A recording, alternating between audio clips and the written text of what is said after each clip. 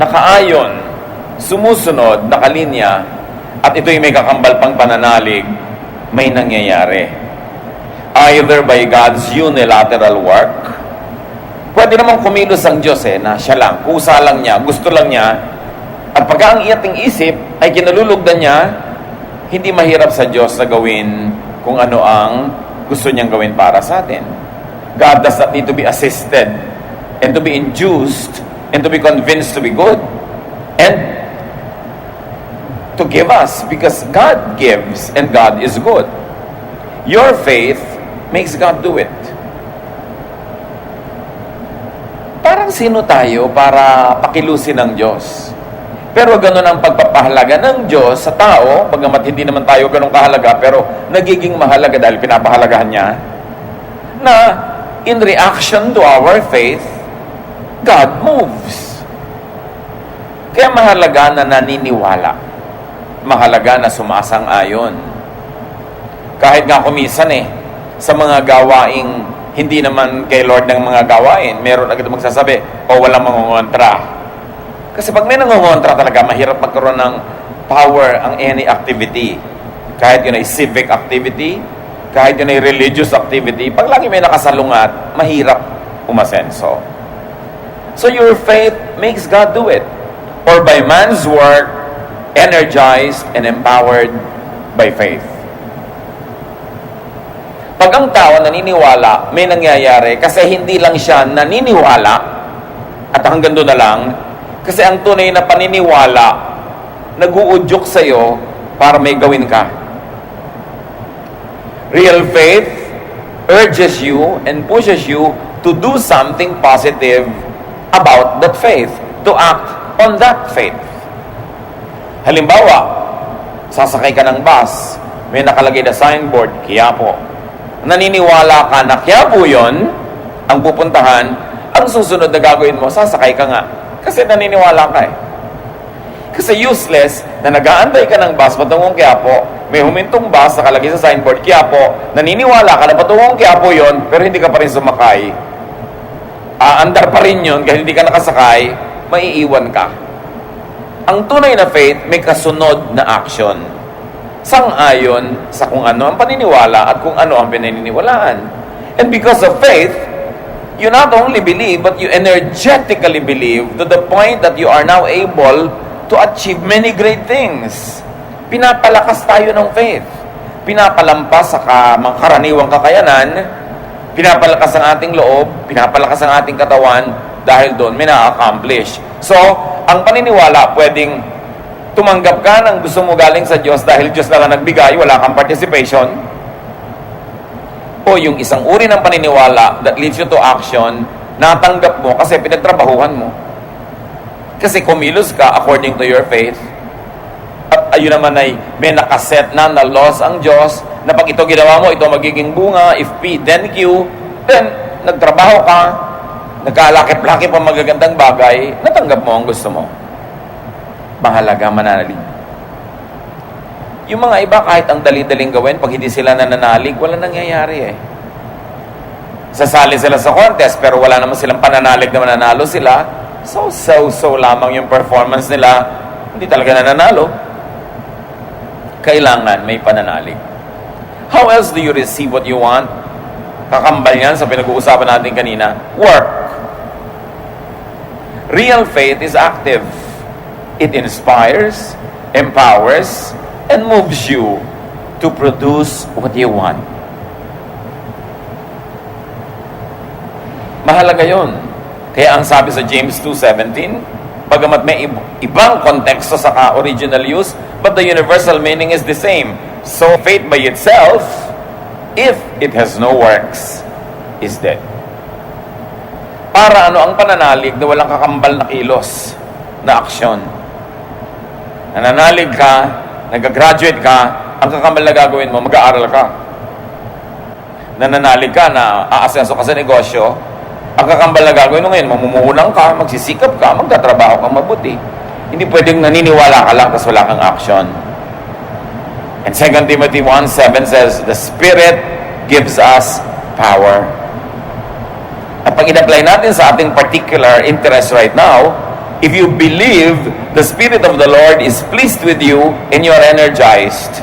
So yung kaya mong gawin, kung hindi ka naniniwalang masyado, nadodoble ang capacity kung talagang naniniwala ka, because faith empowers. Maraming na-accomplish ang paniniwala. And the combination of this, God's unilateral action and your own work, have ultra-powerful and effective results. How else do you receive what you want? You ask. Matthew 7:7, Jesus speaks here, ask and it will be given to you. Seek and you will find. Knock and the door will be opened to you. Pag humihingi ka, ibibigay sa'yo. Ang pagbasa kasi ng mga matatalinghagang salita na ito, you've got to get the spirit of the sentence at hindi mo kailangan siyang extreme ang gagawin mo explanation.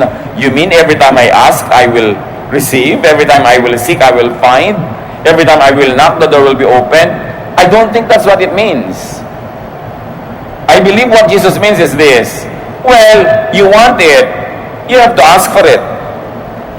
And if you want it, and you ask for it, and God likes to give it to you, you will get it. But if you want it, God wants to give it to you, but you don't ask for it, it's possible that God won't do it for you. Because there are many things that God gives us without our asking.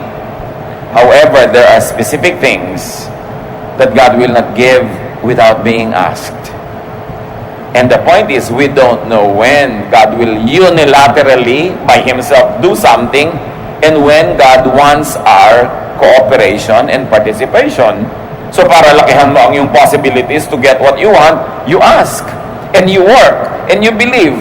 Dinadamihan mo yung taya, dinadamihan mo yung ginagawa mo, dinadamihan mo yung tanim, para lumaki ang potential na malaki ang yung maging ani. So, hindi lahat ng pintong kinakatok ka nagbubukas. Pero walang magbubukas kung di ka muna kakatok. So, mahalaga na kumakatok, mahalagang humihingi, mahalagang naghahanap. Hindi lahat ng naghahanap, nakakakita ng hinahanap. Pero, hindi mo makikita kung di ka maghahanap. And applied that way, we will understand why Jesus says that. Jesus is teaching people proactive faith. Meron kang dapat gawin. Meron kang dapat participation. But it's no guarantee na pag may ginawa ka, magkukuha mo nga yung buong gusto mo. What is guaranteed is, wala kang makukuha, wala kang gagawin. So ask through words of prayer. At dyan magaling ang maraming mga relihiyosong tao, words of prayer. That's powerful when backed up by inner faith. Bali wala yung nagpe-pray ka pero bibiglang sa puso mo naman wala kang conviction, mechanical lang yung pagpe-pray, bali wala. Sabi ni Jesus, don't be like the pagans. They think that they will be heard for their many words. Hindi nadadaan sa dami ng salita yan at paulit-ulit. Kailangan bukal sa puso. Taos. Totoo. There's another way of asking. Ask through any and every other word that is not technically a prayer word. Pwede ka kasi magsabi na ganito Lord, nawa po ang laki ng maging benta ng tindahan ko today. That is asking through prayerful words. But what happens pagka sinabi mo doon sa katulong mo sa tindahan, ngumiting-ngiti ka naman, maligo ka para maganda ang itsura natin sa ating mga customer. Hugasan mo ang mga plato para malinis, para ganahan sila.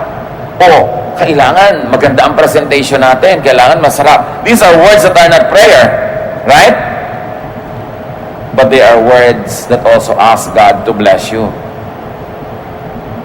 Hindi lahat ng prayer yung merong, this I pray in the name of Jesus, amen. Nagpe-pray tayo tuwing nagsasalita tayo. At hindi ba sabi ko ano pa nagpe-pray mo, ibibigay sa'yo? So gusto mo pala, malaki yung benta mo, nag-pray ka, Lord, lakihan niyo po ang aming benta ngayon. Pero may mga sinasabi ka rin na, Words that are not technical prayers, but words that are still heard by heaven. Words that can still be blessed by heaven. Kaya pag sinabi mo umagang-umaga, buwisit namang umaga to, sira ng araw ko, prayer yan. Parang sinabi mo sa langit, buwisitin nyo na nga po araw ko, sirain nyo na lahat. And sure enough, mangyayari. Pag sinabi mo yon, masdan mo mangyayari sa buong maghapon, sunod-sunod ang mga kung ano-anong mga mangyayari sa buhay mo. Kaya pwede na mag-pray through words of prayer. Pwede mag-pray to just any word.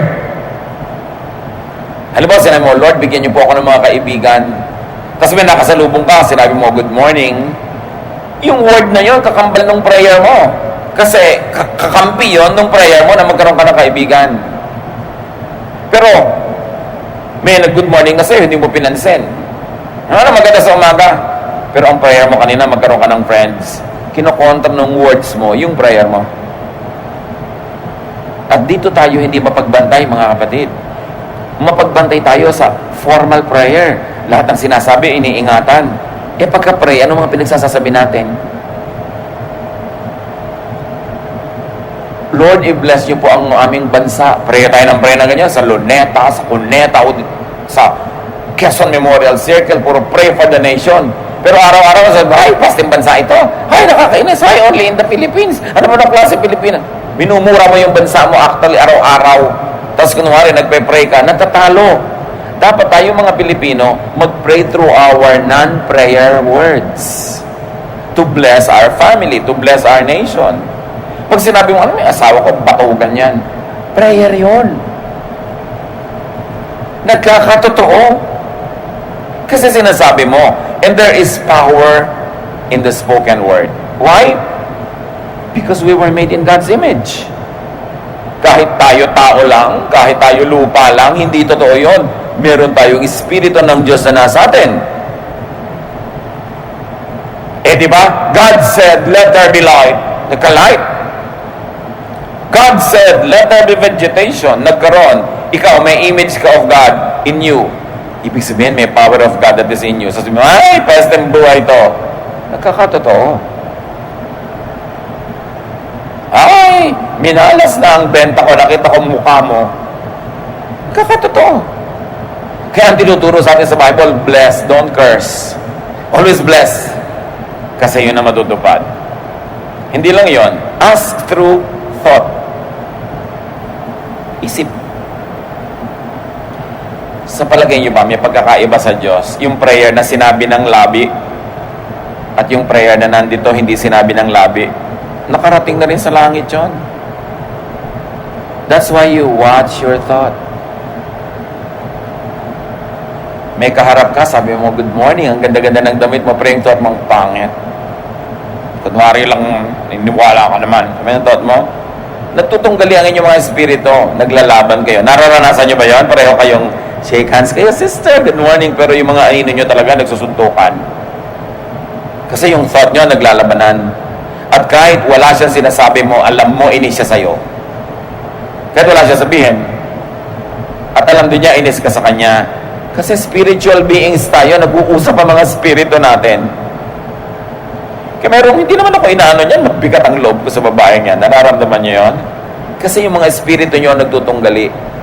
Ganon din sa prayer, mga kapatid. Ang thought natin ay prayer. Pag sa thought, alam mo, yung thought mo puro, sana madapa ito, sana mapahiya siya, sana magkasakit siya.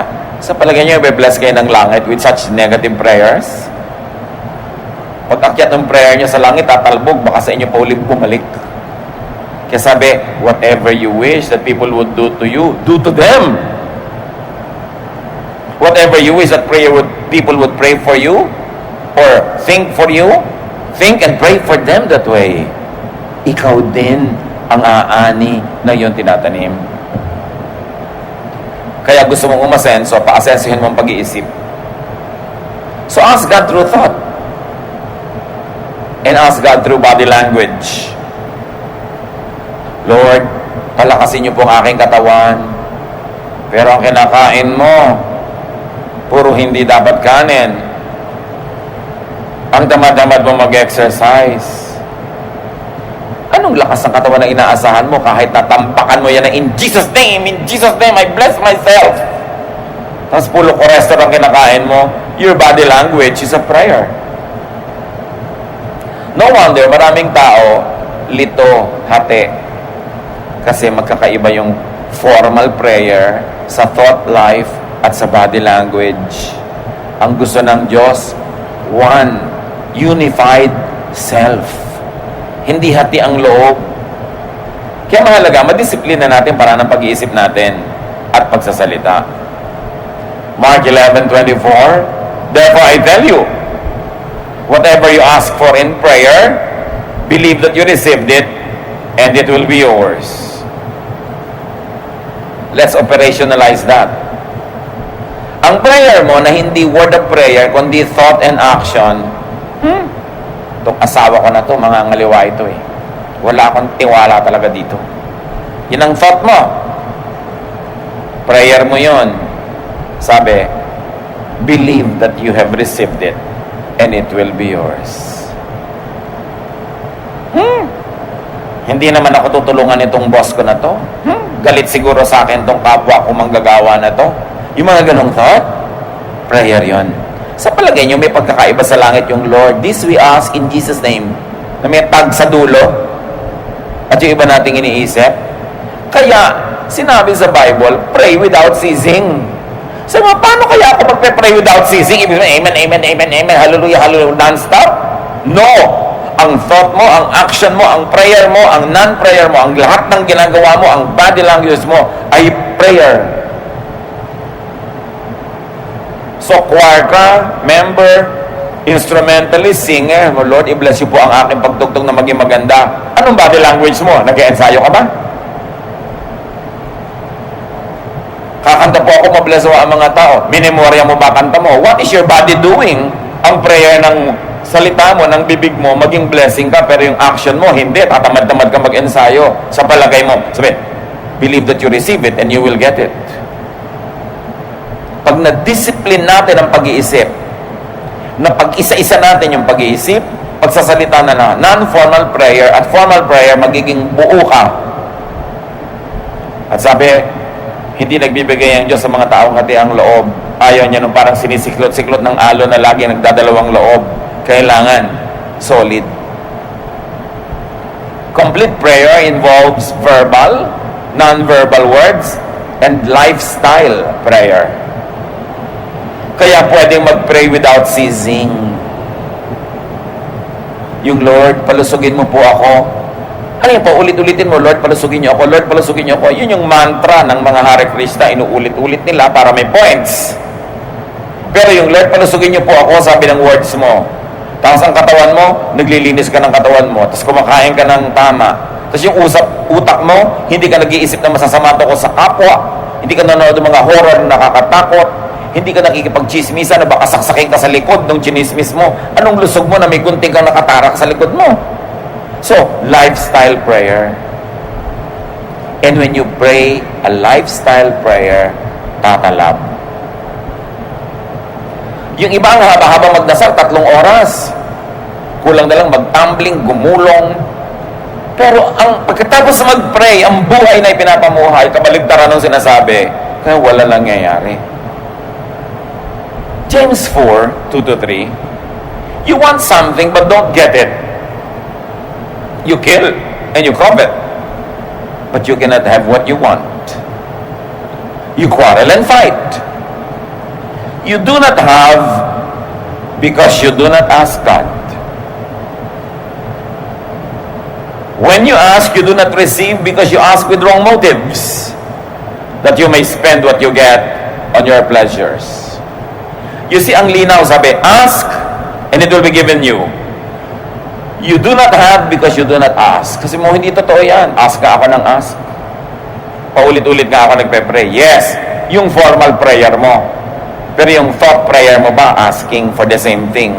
Yung bang non-verbal prayer mo, yung lifestyle prayer, yung body language, is it asking for the same thing that your formal prayer is asking for? Kaya iba nagtataka sa verse na to, ano naman totoo dyan? That when you ask, you will get it. Ask nga ako ng ask, why don't I get? Pero baka naman sa formal prayer ka lang nag-ask. Baka ang totoo, hinihingi mo magic. Kasi pag ang prayer mo, Lord, paasensuhin niyo po ako, may gagawin ka. Pero pag wala kang ginawa, pray ka lang ng pray, magic ang hinihingi mo. Hindi prayer yon. You've got to understand the mechanics of prayer.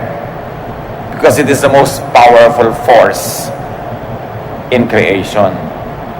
How to really pray. Now, according to what we have read, what ways are there that don't receive from God? Ways that don't receive from God, coveting. Humihingi ka lang dahil naiinggit ka na meron noon yung kapwa mo. Naghahangad ka lang na magkaroon pa rin. Gusto mo siguro makipag-contest, gusto mo siyang madaig. Whatever it is, may huwag kang umasa bibigayan sa'yo. O kaya humihingi ka, you receive from God, because you are killing, quarreling, and fighting. May hinihingi ka sa Diyos na mana, galing sa magulang, pero ang body language mo, nakikipag-away ka sa kapatid mo, na magmamana rin, nakikipag-gyera ka, nakikipagpatayan ka, do you think you will get it? No. And if you technically got it, may wala doon na hindi sasama sa'yo yung peace, yung blessing, yung joy.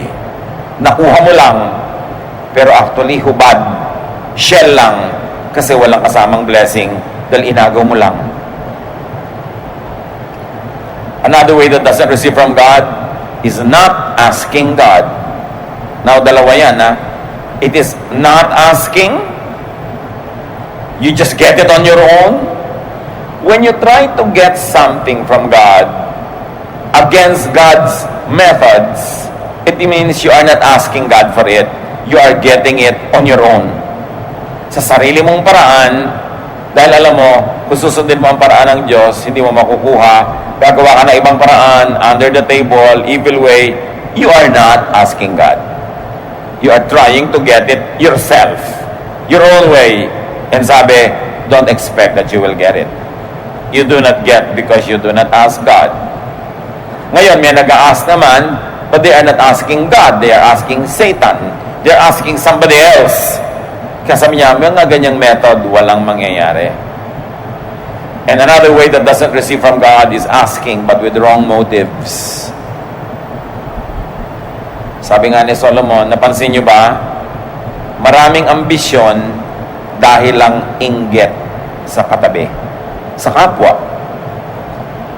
Hindi ambisyong gumaling na maging doktor, ang ambisyon maging mas magaling para may mahigitan. Hindi ambisyon lang na guminhawa sa buhay, ang ambisyon maging mas mayaman at makipaghiganti sa mga dating kamag-anak na nagmaliit sa'yo. Mga wrong motives.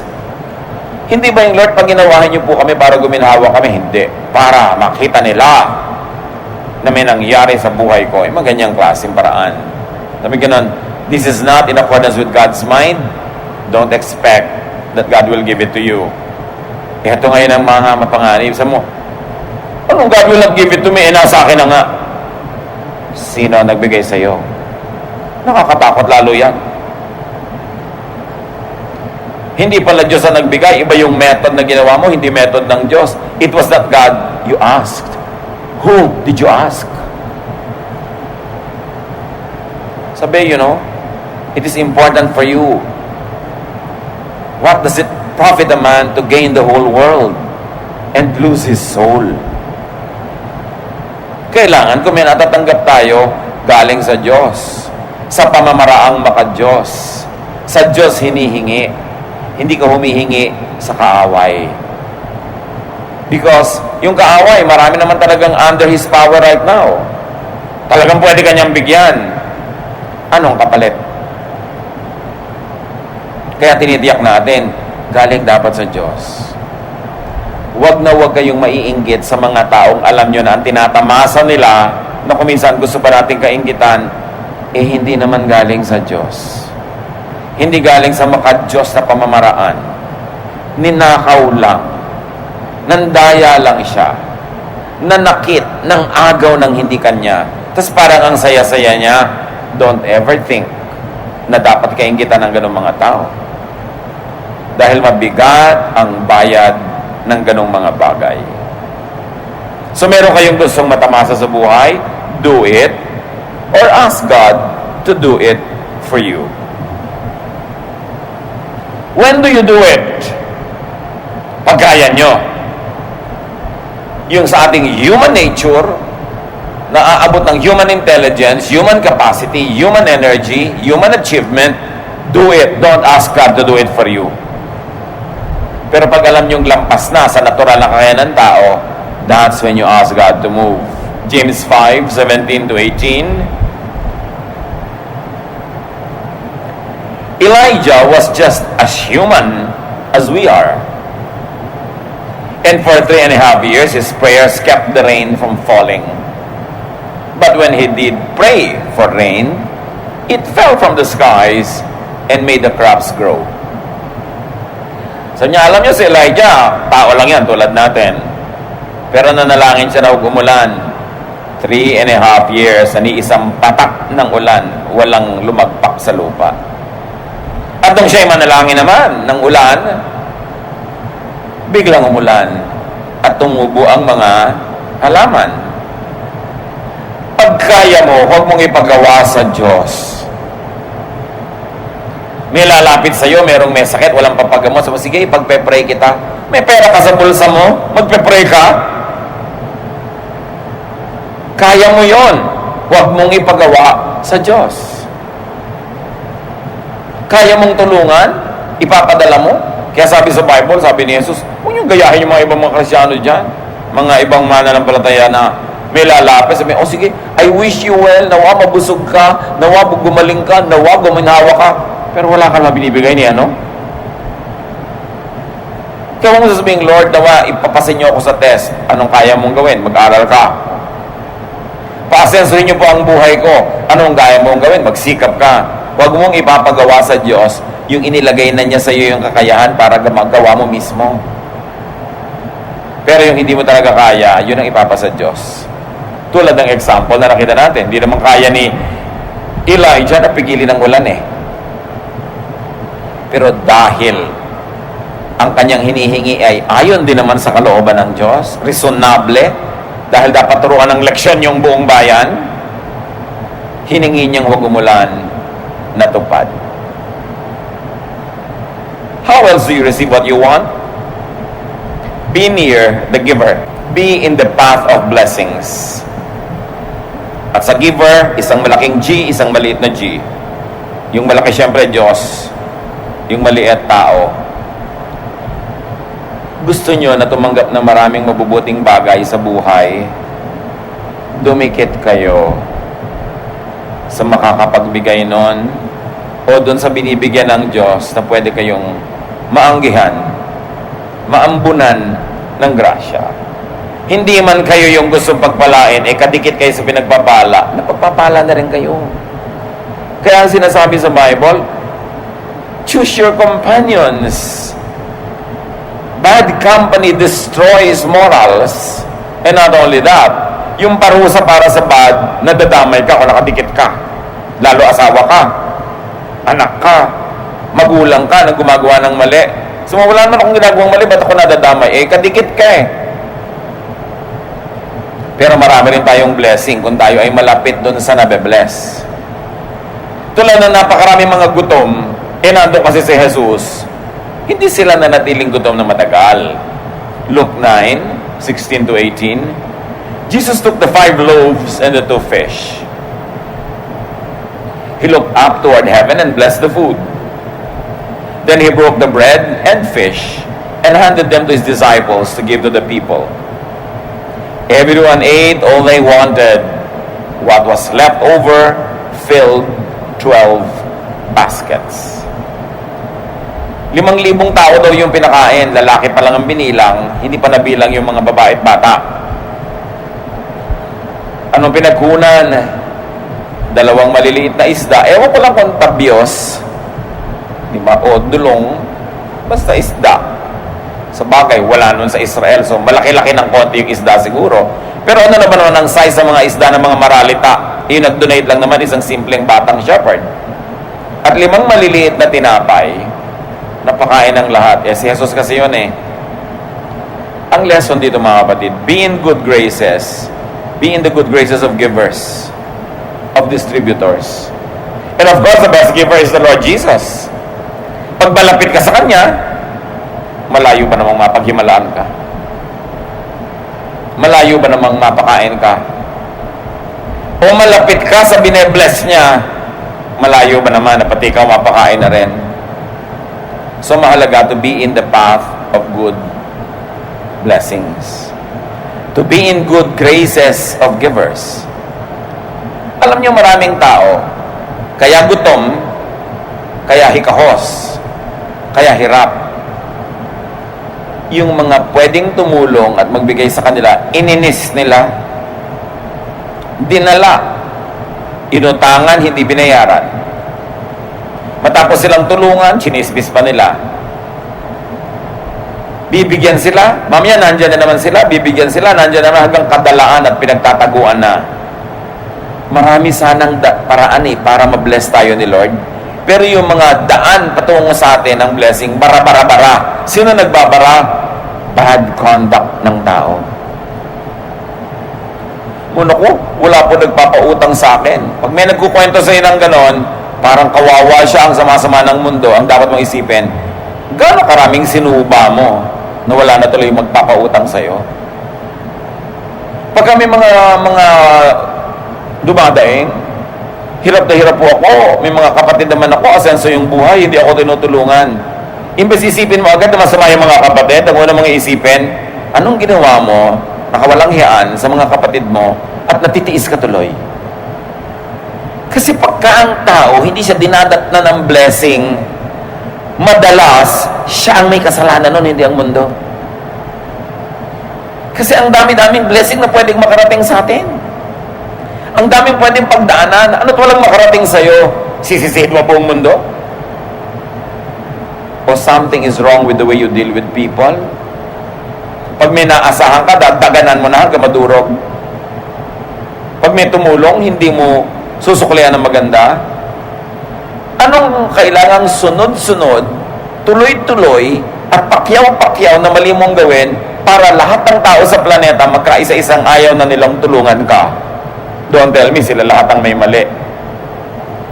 Kaya mga kapatid, pag may lumalapit sa inyo, huwag kayo agad-agad na awa, huwag kayo agad-agad nagsisipat dyan na wala pong tumutulong sa akin sa dinami-rami ng tao. Ang itatanong mo, ba't kaya siya hindi tinutulungan? Likas naman sa tao matulungin hanggang madala lamang. So do not needlessly oppose, offend, and alienate dispensers and channels of blessing. Sa isang pamilya, usually may isa o dalawang kapatid naman na medyo umaangat-angat. Ikaw hindi makaangat-angat. Huwag mo nang inisin. I-please mo na. Huwag ka nang makipagtalo, makipagyabangan. Dahil ikaw din ang kawawa pagka hindi ka tinulungan. Lumagay ka sa lugar. Merong sobrang mayaman o makapangyarihan, magdahan-dahan ka bago mo banggain. Kasi baka kailanganin mong tulong niya. O kaya, gamitin niya yung yaman niya at lakas niya para durugin ka. Mag-isip-isip ang tao. Ecclesiastes 10:20. Don't even think about cursing the king. Don't curse the rich.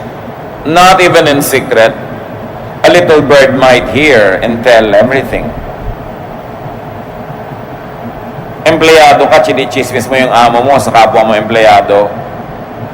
Next week may memo ka, nalipat ka sa branch nyo sa Spratly Islands. Huwag ka magtaka. Bumabangga ka sa pader di ba? Babanggain mo yung amo mo. Ang daming mga mayayabang na tao, no? Empleyado ka, binabangga mo yung amo mo dahil tinitiisip mo mali siya. Sa mali siya at sa tama siya, she has the gold. And you know the golden rule. Whoever has the gold, rules. Babangga ka, ipagpipilitan mo yung alam mo. Mamaya, ikaw natanggal sa trabaho. Sino ngayon ang gutom? Di ikaw. Dapat marunong ka makibagay, makiayon. lumagay ka sa tama mong lugar. Kasi wala kang kapangyarihan. At kahit may kapangyarihan ka pa, ba't mo naman uubusin sa pakipagpakpakan sa iba? Pareho kayong pagod pagkatapos, pareho kayong lugi. Dapat ang tao, you live peaceable lives. Diplomatic ka. Pinipilit mong huwag may magalit sa'yo. Mga kapatid, tatandaan nyo to. Hanggat maaari, huwag kayong manggagalit ng sino man. Kahit sabihin mo, nobody naman siya, mababa ang ranggo, kaya ka na yan saksakin ng ice pick sa tenga. Diretso sa utak mo yun. Diba? Huwag kayong manggagalit ng tao. Hanggat maaari. Kasi ang taong galit, nagkakaroon ng energy against you. Pero kahit may sama ng loob sa yung tao, kung hindi naman galit, hindi dadami yung energy niya to the point na maipon yun, na kaya kanya at gusto kanyang saktan. May mga tao na kahit saan na lang mapunta, may nakakaaway. Bakit ka mga away? Ba't ka makikipag-away? Kasi lahat ng mga makakaaway mo, lahat ng kapangyarihan nun, gagamitin laban sa'yo. Tapos eto ngayon, nag-a-apply ka sa trabaho. Siya pala yung clerk doon. Nag-aayos sa mga application form. Nung makita yun sa'yo, tinapon na sa basurahan. Kung naman, abang ka ng abang ng call, wala nang tatawag sa'yo. Kasi may nainis kang clerk. Hindi naman mahirap isipin yung mga ganyan sa buhay. Yung maraming blessing hindi dumadating. Kasi ang body language mo, ayan na naman tayo, di ba? Sinasabi ng body language mo, ayokong magkaroon ng trabaho. Kasi nangiinis ka ng tao, hindi mo alam, later sila pala may kapangyarihan kung makaka-apply ka or not. Pero ang body language mo, nangiinis ka, pero ang prayer mo, Lord, bigyan niyo po akong trabaho. Pero may natatapak sa'yo, inirapan mo.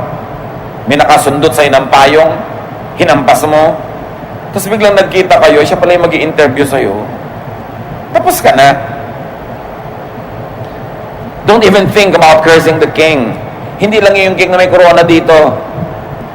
Lahat ng tao, hari, even for just a few minutes, sa isang sulok ng mundo. At kung nagkataong nandun ka at kailangan mo yung tulong niya, siya yung hari, walang mangyayari sa'yo. Huwag pala away. Huwag nakakainis. Be likable. One, because you're godly. And even if you are not godly, be likable because you are wise. Because when you are liked, people help you. And we all need help to get off, to start off. Sabi nga nila, we all need help at the beginning and at the end. And people help those that they like. Kahit sabihin mo pa na self-sufficient ka ngayon, may kaya ka ngayon, malakas ka ngayon, lagi bang ganyan yon? Yung mga magulang na malalakas, may kapangyarihan kumita ng pera, hindi gamitin yung kapangyarihan at yung tanghaling tapat ng lakas ang buhay nila para mahalin yung mga anak. Ang nakatanim sa puso ng anak, sama ng loob sa magulang. Yung pag-neglect ng magulang, pagpapabaya sa kanila, pagtanda mo, aalagaan ka kaya nila. At alagaan ka man, minimum na lang, wala nung dagdag na mga palabok at pampasarap dahil hindi ka naman mahal eh. So sinayang mo yung pagkakataon na yung mga anak mo, dependent sa'yo, walang ibang pwedeng asahan, mga inosente sa buhay, pinalampas mo, hindi mo tinaniman ang lahat ng mabubuting bagay. Kapag naglakihan na sila na hindi mo na pwedeng taniman at baka wala ka na rin namang maitanim kahit gusto mo, doon ka ngayon nangangailangan ng ani. Paano ka?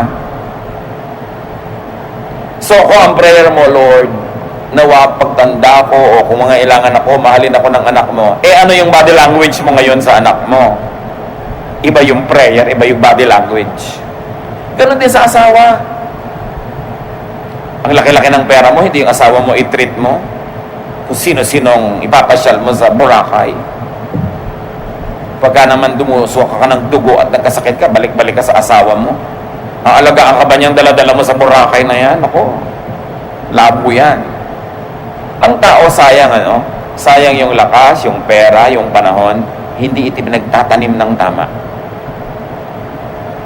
Kasi akala nila lagi na lang silang self-sufficient.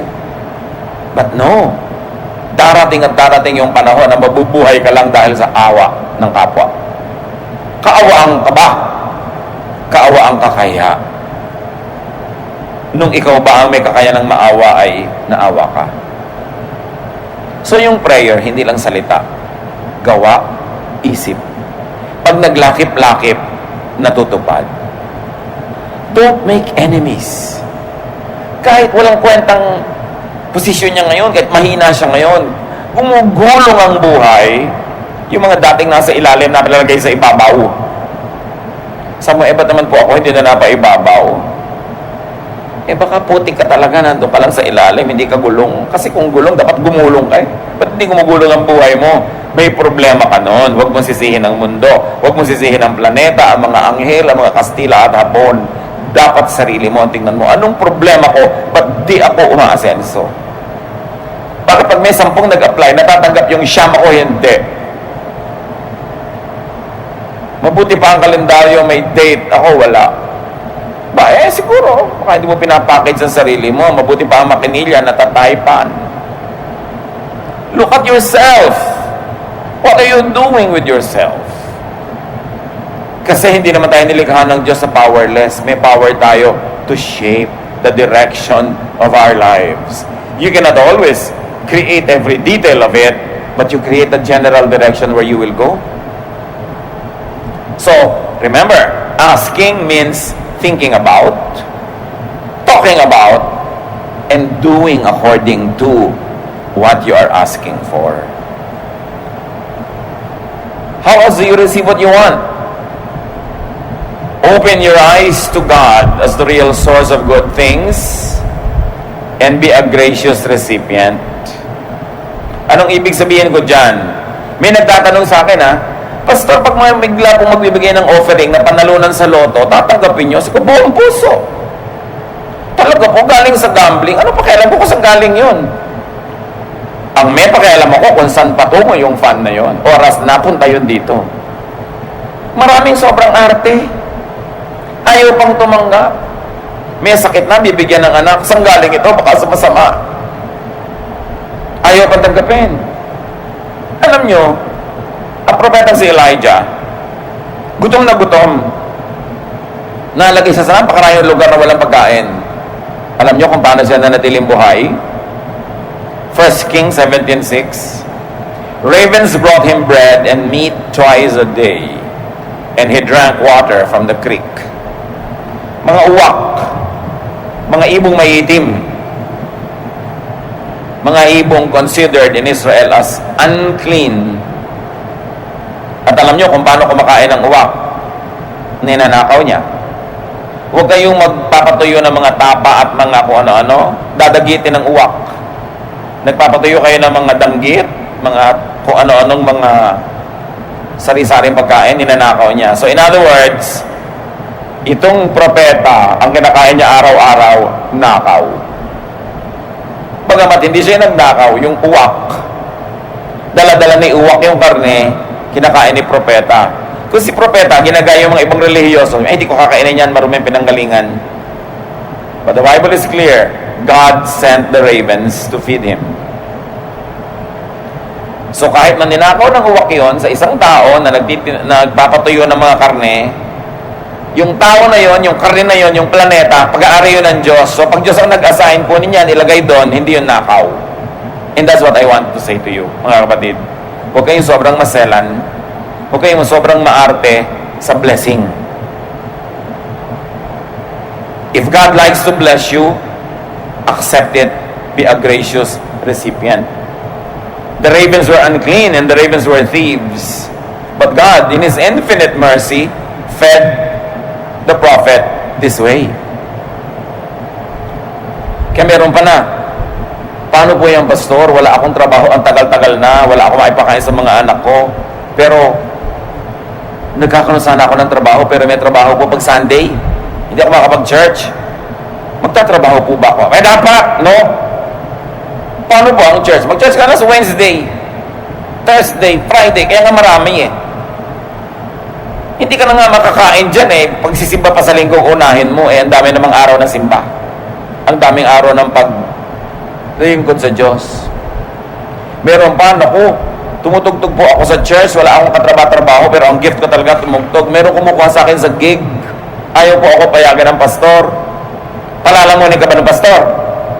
Kung palalamunin ka, sige, huwag kang tumugtog. Pero kung hindi tumugtog ka, dahil blessing yan sa iyo ng Diyos. Kailangan mo ng pambayad ng rent, kailangan mo ng pambayad dito, ang arte-arte mo. Ang kailangan, intindihin mo yung pangangailangan mo. At bakit natin sinasabi yan? James 1:17, every good and perfect gift comes from the Father who created all the lights in the heavens.